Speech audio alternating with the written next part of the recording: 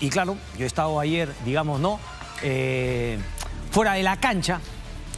Y el tema es lo que se dio a conocer sobre la Comisión Interamericana de Derechos Humanos. Mucha gente confunde, pero esto es la comisión, ¿ok? Que obviamente después podrá pasar a la Corte y la Corte cuando define si tiene un carácter vinculante. Pero esta es la comisión, la misma que presenta informes, no recomendaciones, la misma que hemos criticado desde esta pequeña tribuna en ocasiones anteriores, sobre todo respecto de algunos informes presentados durante las protestas y lo que fue claramente abuso de parte de este gobierno de la policía, pero obviamente siempre vinculados con ese sesgo, con lo que yo tengo que decir, me parece, es una ideología clara que además muestra sus dientes. Además, digamos, un sistema de justicia importante que es tan importante para países como el nuestro, para la región, que todavía no tienen un sistema, digamos, legal tan fortalecido como lo pueden tener otros países con más historia, ¿no? Países por ahí como los Estados Unidos, como Inglaterra, España, etcétera, pero que de un tiempo a esta parte se ha vuelto, digamos, un aparato ideologizado, que tiene una agenda y que la trata de plasmar en países como el nuestro, que además, hay que decirlo, sin temor, ¿no?, a caer mal, los organismos internacionales en general, de un tiempo a esta parte se han corrompido. Y lo explico por qué. Porque han olvidado cuál era el fin. Las Naciones Unidas, por ejemplo, han olvidado cuál era el fin y lo que han hecho es crear una burocracia que se olvida de sus metas, se olvidan para lo que fueron creados y que simplemente su principal meta es seguir pagando los sueldos de una burocracia que solamente vive para cobrar el fin de mes.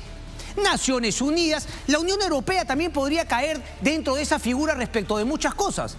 Ni qué decir de la Organización de Estados Americanos. Y desgraciadamente este sistema interamericano de justicia también. Si los países no hacen algo justamente para recuperar, primero para romper con el fin de estos organismos, que repito, es llegar al fin de mes, cobrar el sueldo, todas las gollerías que tienen respecto de no funcionarios internacionales.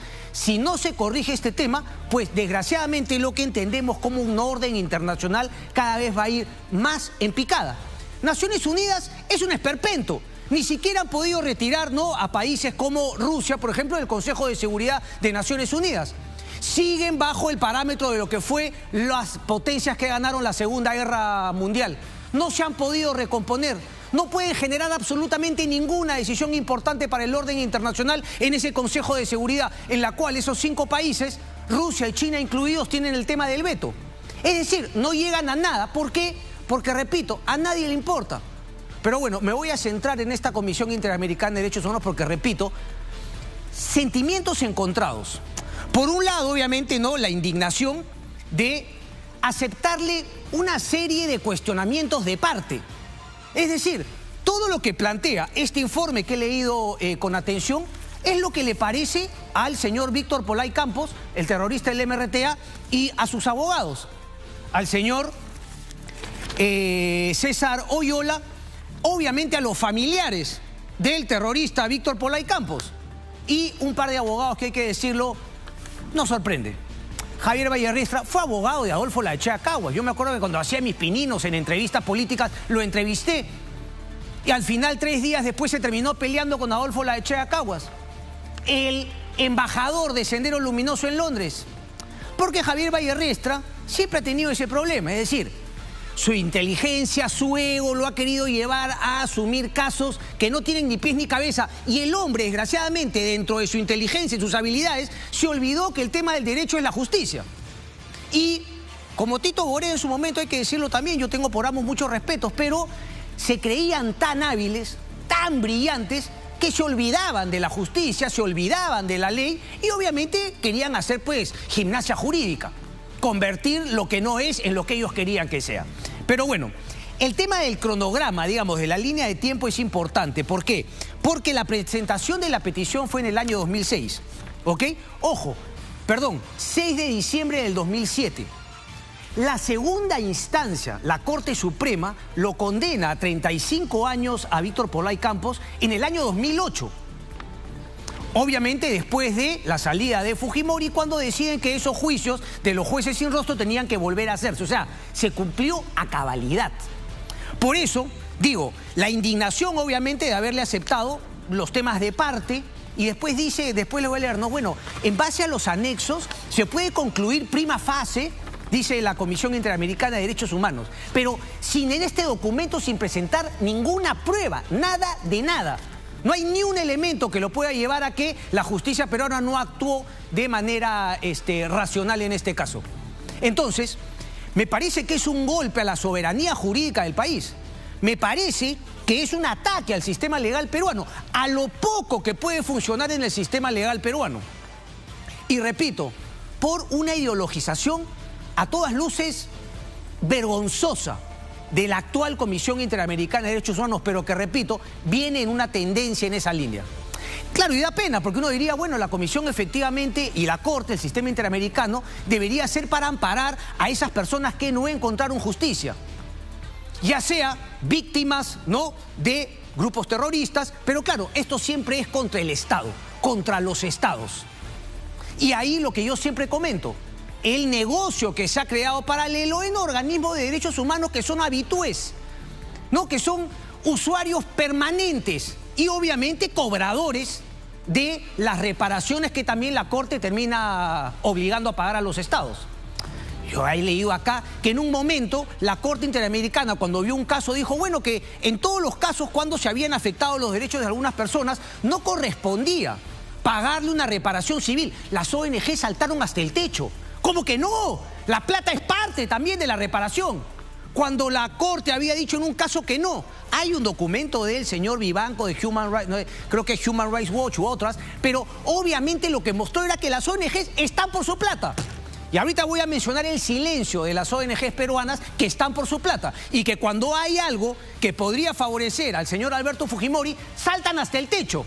Y sin embargo, cuando hay algo que puede favorecer a un terrorista como Víctor Polay Campos, chitón boca, silencio. Claro, ¿cómo van a decir algo? Si primero son ideologizados y segundo, como viven justamente de la muerte y lo que quieren es conseguir plata a través de la Corte, de este sistema corrupto que está actualmente la Corte Interamericana de Derechos Humanos, la Comisión, perdón, pero es todo el sistema, se callan porque no van a criticar a aquella entidad que les da de comer.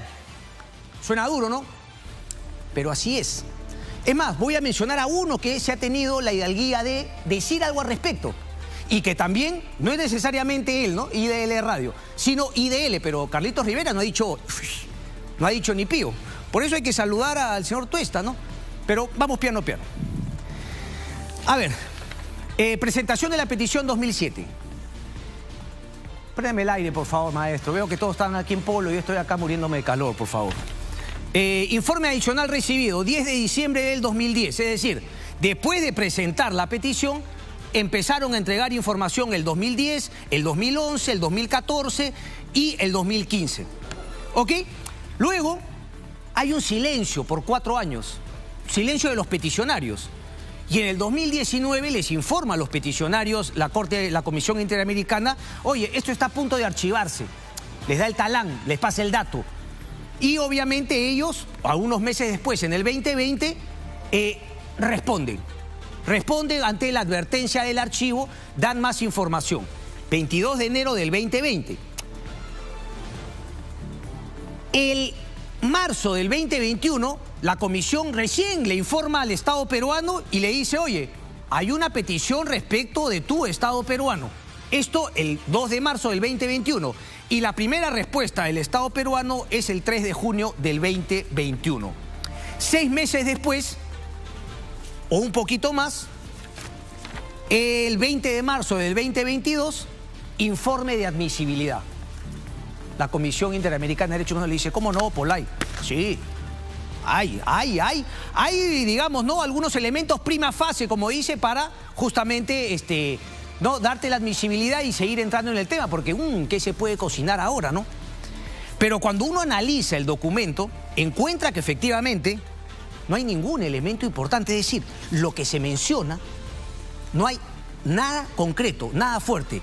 Molesta un poco la respuesta del Estado peruano al haber, digamos, como elemento más contundente de respuesta a la Comisión Interamericana de Derechos Humanos, sabiendo la ideologización, sabiendo, digamos, ¿no?, cómo se ha corrompido el sistema respecto de que busca platica, respecto de que hay un aparato que vive de esta situación.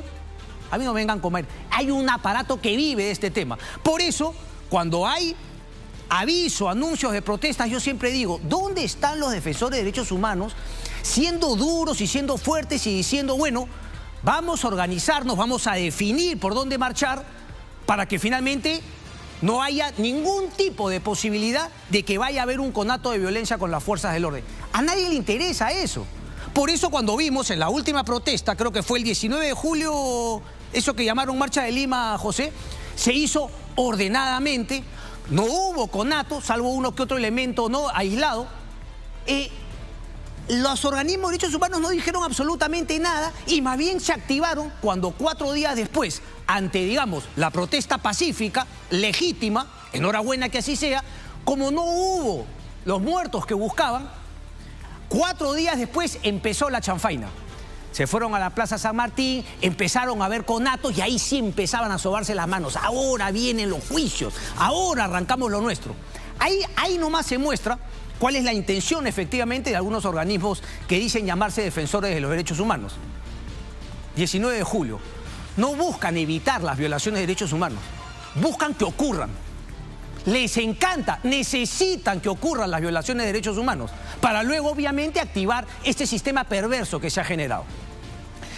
Yo decía sentimientos encontrados porque por un lado esta indignación, que yo llamo un ataque al sistema legal, además leyendo todo esto y analizando cómo efectivamente el Estado peruano fue tumbando una a una los, digamos, ¿no?, los reclamos, las acciones legales que iba presentando la defensa de Polay Campos en diversas instancias.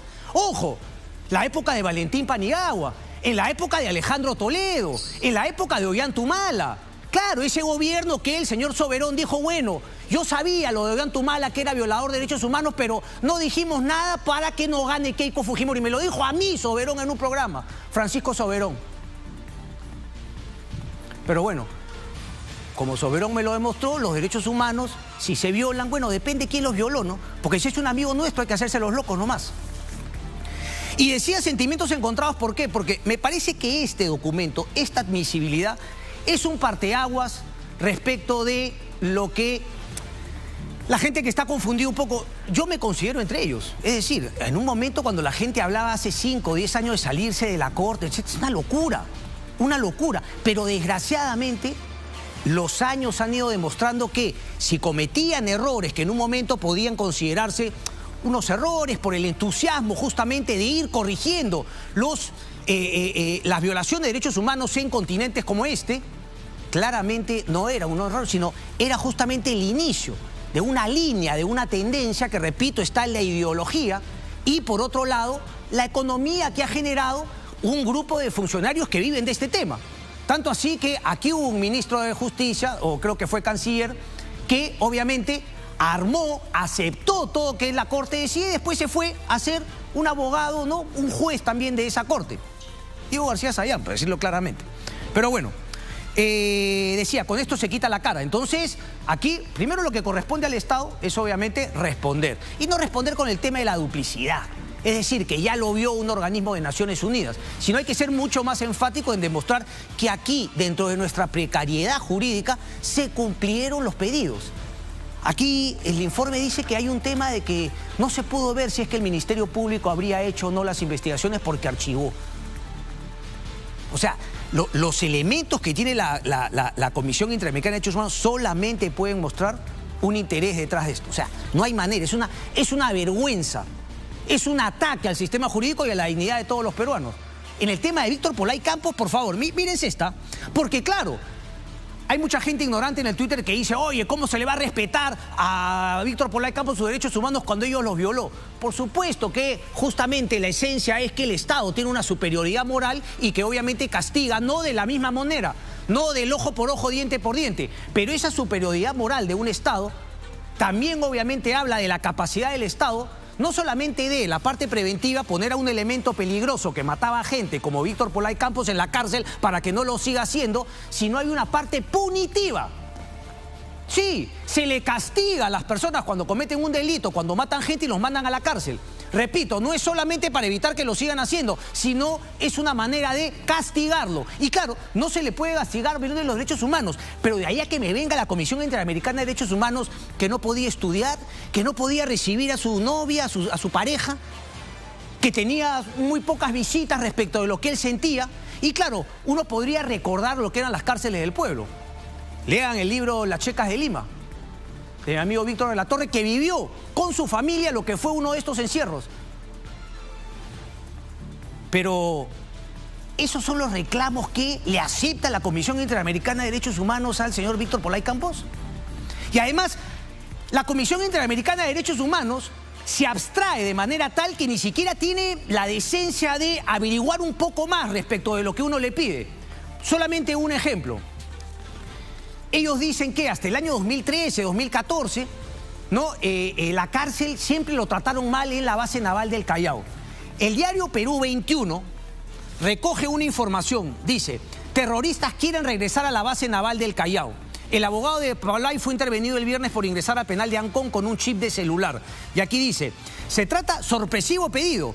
3 de los cabecillas terroristas de las organizaciones más sanguinarias del país, Sendero Luminoso y el MRTA, que hace un mes fueron trasladados al penal de máxima seguridad de Piedras Gordas, quieren ahora regresar a la base naval del Callao. O sea, el elemento que utilizan como justificación para declarar la admisibilidad ni siquiera se sustenta en lo que era efectivamente los otros pedidos, que obviamente no se los menciona la parte peticionaria en la Comisión Interamericana de Derechos Humanos.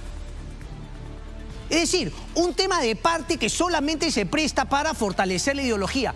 ¿Cuál será la intención de esta Comisión Interamericana de Derechos Humanos? Porque los que firman son algunos conocidos por nosotros. Vino acá, ¿no?, a defender a Pedro Castillo. Estuardo Ralón, Margaret May, Esmeralda Rosemena, Joel Hernández, Carlos Bernal Pulido. Es decir, hasta para ese tipo de cosas. Aquí había otra cosa que la verdad era increíble. Dice: la parte peticionaria señala que ante el deterioro psicológico y físico del señor Polay Campos, el 17 de septiembre del 2004, dice, en esta acción presentaron un habeas corpus. En esta acción de habeas corpus se alegó que el señor Polay, 1, estaba recluido en un centro de reclusión militar por más de 13 años, aún sin condena. Eso es mentira, porque la comisión sabe muy bien que hubo un fallo, una sentencia de los jueces sin rostro, y que efectivamente la Corte mandó a corregir esto. Y lo manda a corregir y el Estado peruano lo corrige. Entonces, este primer punto es mentira. No estaba sin condena, estaba con una condena que se declaró nula porque el Estado peruano aceptó lo que recomendaba la Corte. Hicieron otro juicio, que lo sentenciaron a 32 y luego a 35 años. Debe todavía 50 millones de reparación. Solamente voy a terminar con esto para que vean, o sea, el carácter que tiene la Comisión Interamericana de Derechos Humanos. Porque es cierto, no es el ojo por ojo, diente por diente, pero un Estado también tiene la capacidad de sancionar a un terrorista y ponerlo a buen recaudo. Entonces, no se están violando la Convención Internacional de Derechos Humanos si es que finalmente, ¿ok?, hay limitaciones a que, por ejemplo, no reciba los beneficios penitenciarios, a que no pueda hacer el 2x1 porque hay una sanción. Pero aquí todo es para el terrorista. Mire el punto 2, que sus condiciones carcelarias no le permitían relacionarse con otras personas, limitando sus posibilidades de enriquecerse como individuo. O sea, el terrorista en la cárcel peruana tiene que enriquecerse como individuo. Pero si es una sanción. Y repito, no voy a recordar lo que eran las cárceles, ¿ok?, y cómo maltrataban a los secuestrados. Algunos murieron, algunos los asesinaron y otros, aún peor, murieron en vida luego de ser liberados, que fue muchísimo peor todavía. Y viene Polay Campos y, olvídense de Polay Campos, es la Comisión Interamericana de Derechos Humanos con la que hay que indignarse. Hay un par de cosas más. El tiempo me gana. Pero creo que he cubierto importante, porque después hay otra entrevista de Hildebrand en sus 13, del año 2017, que le hicieron la entrevista a su abogado. Dice: si recobra su libertad, Víctor Polay Campos quisiera participar en política para ayudar a resarcir las heridas que ocasionó el conflicto armado interno. Dice su abogado César Oyola Gálvez, una de las pocas visitas que semanalmente recibe el ex líder del MRTA. 2017, recibía sus visitas. La comisión no se ha enterado, pero es la admisibilidad. Es, ¿no?, la campañita de la Comisión Interamericana de Derechos Humanos. Solamente lo voy a leer porque hay que reconocerlo, a diferencia de los otros organismos de derechos humanos que, repito, no han dicho ni pío. Cuando se trata de un líder terrorista, nadie dice nada. Coordinadora, ¿cómo se llama la otra, José? La que justamente APRODE, nada de nada. IDL, radio, y no IDL, el Instituto de Defensa Legal, que maneja Carlos Rivera, esperaré que diga algo en su Twitter, porque hasta ahora chitón boca. Ha dicho algo que hay que reconocer. Resulta indignante, por decirlo de una manera suave, conocer que la CIDH haya tomado la decisión de admitir el caso del terrorista Víctor Polay. Los terroristas están debidamente sentenciados y la sentencia que les atribuyeron es lo que corresponde. Se podría haber sido mucho más duro, ¿no? Pero igual se rescata. A ver, los otros no van a decir nada, porque de eso viven. Termino. Deportes, Coqui González. Una rapidita, porque obviamente hay un grupo de gente con una agenda en estos momentos, ¿no?, respecto de Dina Boluarte. Hablo de algunos periodistas, dame un minuto nada más, que claro, sostienen como para no hagan ola sobre la Comisión Interamericana, no reclamen, no digan nada, todo está cañón. Y sostienen, claro, el punto 50, que efectivamente no está en tela de juicio la condena en sí, y que el señor Polay vaya a ser liberado y que digan que fue inocente ni nada, pero sí pone en juicio, y hay que decirlo, pues no sean hipócritas, no porque se quieran comer el tema ahora respecto a Dina Boluarte, que la tienes en la mira y todo, no quieran utilizar solamente este punto, el 50, como argumento. Lo preocupante es todo lo demás de la Comisión Interamericana de Derechos Humanos, la facilidad, cómo acoge prima facie, ¿no?, los elementos vertidos por la postura de Víctor Polay Campos y cómo dinamita, repito, la poca institucionalidad que tuvo nuestro sistema de justicia para condenar ejemplarmente a un terrorista como Víctor Polay Campos y para hacerlo cumplir su pena como tenía que ser. Vamos a la pausa y regresamos con el final.